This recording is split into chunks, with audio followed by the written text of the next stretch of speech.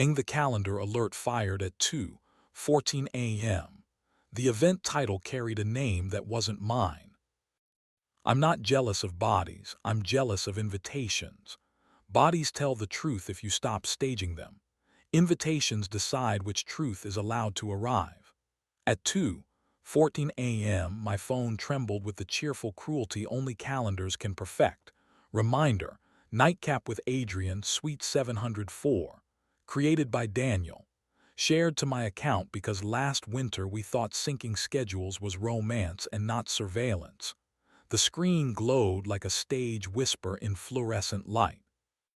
Under details, duration 2 hours, location Riverfront Hotel, guests 2. Daniel had texted at 10:47, bored wants one more drink. Don't wait up. He can turn gin into a sermon and donors into disciples. At 7:05 I had filmed the coffee because ritual is cheaper than religion and keeps better hours. I captioned it here. He reacted with the thumbs up he saves for nights that intend to rename themselves. The calendar didn't rename anything, it confessed. The apartment had the posture rooms get when they've rehearsed a story without you. The radiator breathed like an amateur chorus. The bookshelf pretended it didn't know what verbs were hiding in its spines. I boiled water because water doesn't audition. It commits to heat and lets time find its excuses. The kettle sang. I poured into one mug and left the other empty on the counter, as if absence should still have somewhere to sit. At 3:09 the lock cleared its throat. Daniel stepped in with his tie loosened, his jacket folded like contraband under his arm, his shoes hooked by 2 fingers like witnesses too tired to lie. He kissed the air near my cheek, our administrative truce, and saw the glow on my phone, the event card blooming across the glass like a liturgy. "You're up," he said, as if etiquette had mailed me a warning. "The calendar thinks you drink with Adrian in room numbers divisible by guilt," I said.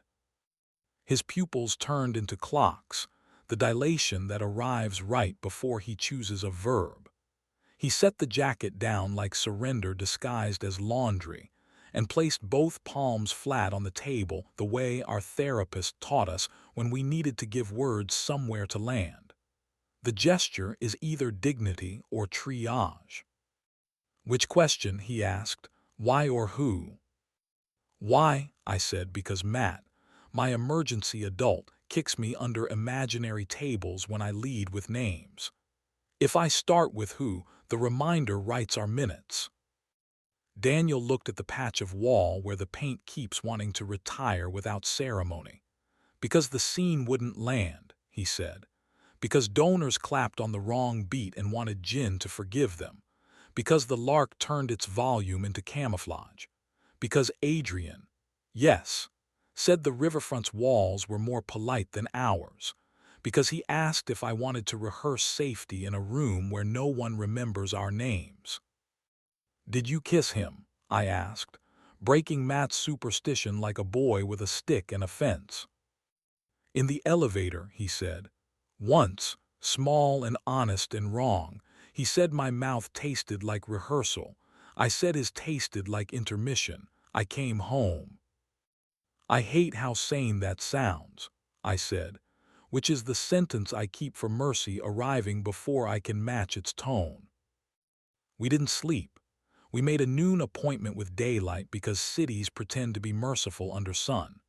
At 12 sharp we stood in the riverfront's lobby while the clerk with cathedral posture printed a folio like a confession in Helvetica. Suite 704. Duration, 1 hour, not 2. Guests checked in, 2 add-ons, none. Room service, declined. Status, vacant.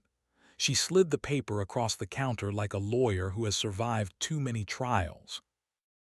Adrian appeared from the elevator without ceremony, paper cup in hand, posture rehearsed for apology. He saw us both and didn't pretend surprise, my favorite trick in men who owe a room honesty. "I was coming to apologize," he said. "To you both, and to whatever part of this building thinks silence can cover verbs. He loves you." He nodded toward Daniel. "I like being near that. I'm sorry my notes use the same grammar as desire. You don't get to call it ours, I said, because cleverness is my superstition and I tithe when I'm anxious. Rehearsal is a room, a kiss is a scene, a calendar is a snitch. You don't get to be the verb in our kitchen. Adrian lifted his hands like a man surrendering all props. Then let me be the exit, he said, and walked into noon like he had paid for it. At home, I moved the kitchen chair into the middle of the room because procedures save men when gods won't. Daniel smiled like a man relieved to be caught kindly. He came around the table and paused, always that pause, his most decent habit. I met him halfway. The first kiss was apology without speeches. The second slid his fingers under my shirt and my hand to the back of his neck, the place he keeps for oaths and sleep. We didn't perform a ceremony. We used heat as a system. If I could map the rest without getting evicted by an algorithm that prefers virtue louder than accuracy, I would. Keep the arithmetic, shared breath, a belt resigning with grace, a wrist pinned with permission and not claim. The room did not applaud. It didn't need to. The city prefers quizzes. 2 nights later, the Riverfront social account posted a carousel at 1:41 a.m. Hand saw light in the mirror by the elevators, 4 bodies if you counted reflections. Daniel adjusting his collar, head down. Adrian behind him, tie undone. A stranger passing with a pizza box. Me in the doorway because some generous soul had tagged my name. The caption said, "Boys being brave." Comments did what comments do. I typed nothing. I placed my phone face down. I moved the chair again, until silence learned it wasn't a witness stand. Daniel came home and handed me his phone without instructions. "Delete or archive," he said. "I don't want new grammar." "You don't need me to erase your verbs," I said. He rested his forehead against mine like a paperweight on a better draft. 3 days later, the email with fonts that have never had to apologize to a kitchen arrived. Residency, 7 days, quiet rooms, kind windows. Daniel forwarded the PDF with every map attached, which is how you know a man has learned where courage keeps its receipts. "I want to go without disappearing," he wrote. "I'll send pages, not alibis. When I get back, ask me what I wrote before what I did." I taped 2 lines under the lemon magnet because props still save us when gods take the night off. Addresses in the open. A good night here voice note every day. He added a third in his careful mess. If an "I can't" is coming, it happens where both of us are. Night 1, wind and a sentence I decided to believe. Today the table forgave me. Night 3, nothing, and my thumb behaved like the worst teenager in the world. I opened the calendar app and stared at the ghosted event, nightcap with Adrian. It had been deleted, but its skeleton lingered in gray. I pressed and held. Options, recover, duplicate, forget. I chose forget. The phone thanked me with silence. I moved the chair instead. At 8:12 he called with a voice that made the kettle think there might be a god. "I almost kissed a window," he said. "It didn't know your name. I closed the blinds." He came back with a suitcase that didn't slam and 2 pages he treated like animals. "They're not good," he said. "They're mine," I said. "Then they're ours." We performed our small religion, paper, kettle, a room that knows it isn't a lobby.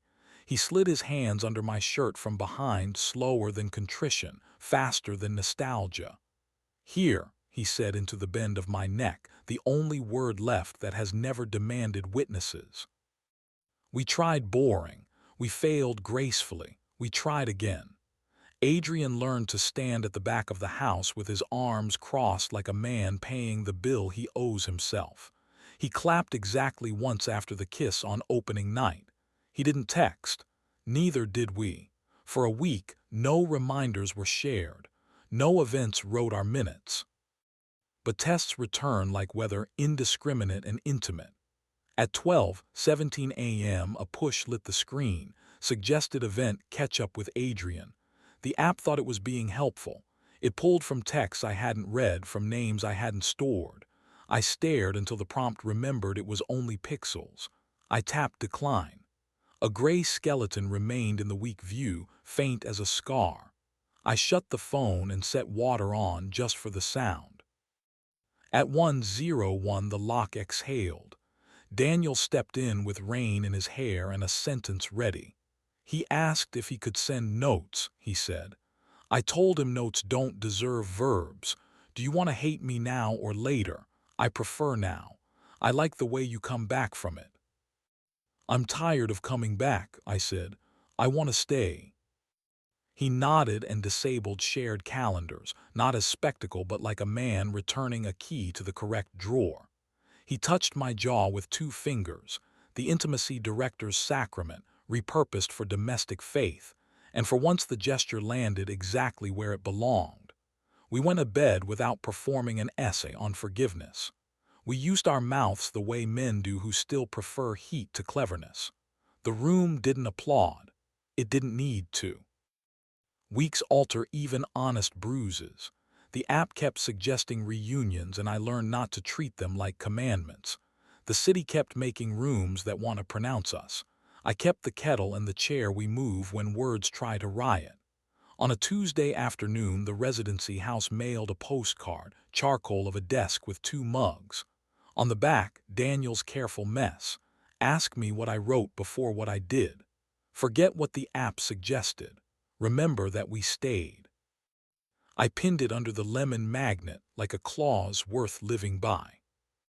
Tomorrow we'll try again. Calendars will whisper invitations in fonts they think are innocent. Donors will clap in the wrong places.